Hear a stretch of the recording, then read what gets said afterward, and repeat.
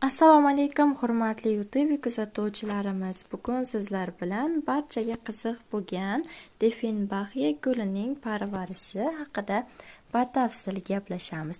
Diefenbachia o'zining yirik, chiroyli va naqshinkor barglari bilan xonadonlarga o'zgacha ko'rik bag'ishlaydigan mashhur tropik o'simlik hisoblanadi.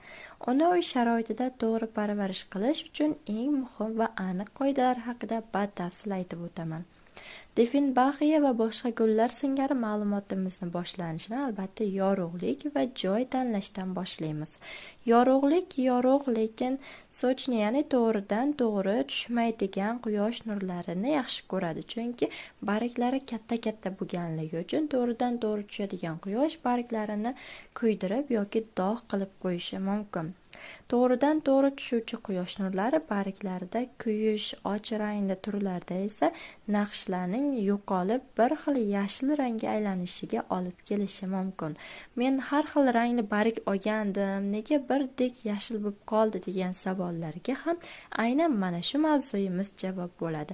Har xil ranglik va naqshinkor bargli Diefenbachiani to'g'ridan to'g'ri quyosh tushadigan joyga qo'ysangiz, oddiy yashil bargga o'tib qoladi. Qorong'i joyda esa poyasi cho'zilib, zaiflashib qolishi mumkin. Shuning uchun har tomonlama qulay bo'lgan yorug'lik va quyosh nuri biroz tushib o'tadigan joyga qo'yish kerak. Sug'orish qoidalari esa me'yorida sug'orish kerak. Tuproqning ustki qismi 2-3 sm chuqurlikda to'liq quriganidan keyingina sug'oriladi. Suv sifati esa asosan xona haroratidagi kamida 24 soat tinigan yumshoq suvdan foydalaning.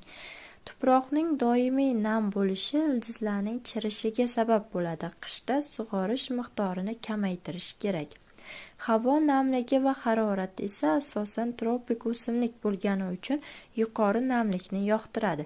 Barglarini tez nam latta bilan artib turish yoki atrofiga suv purkash tavsiya etiladi. Yozda 20-25 gradus, qishda esa 16 gradusdan past bo'lmagan issiqlikni talab qiladi.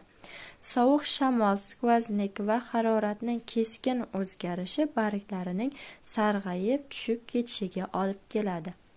Tuproq va idish tanlash asosan yengil, unumdor, suvni yaxshi o'tkazadigan tuproq aralashmasi, chirindi, qum, bargli va chim tuproq mos keladi. Idishning tagida albatta drenaj teshigi va kengaytirilgan keramzit qatlami bo'lishi shart, bu ortiqcha suvni to'planib qolishini oldini oladi.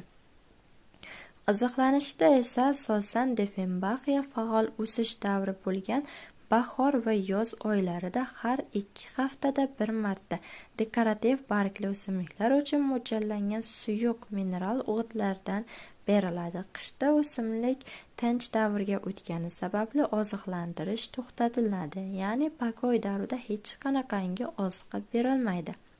Diefenbachianing parvarishdagi muhim eslatmalardan biri Diefenbachianing zaharli hisoblanadi. U teriga yoki ko'zga tekkanda achishtirish va allergik reaksiya keltirib chiqarishi mumkin.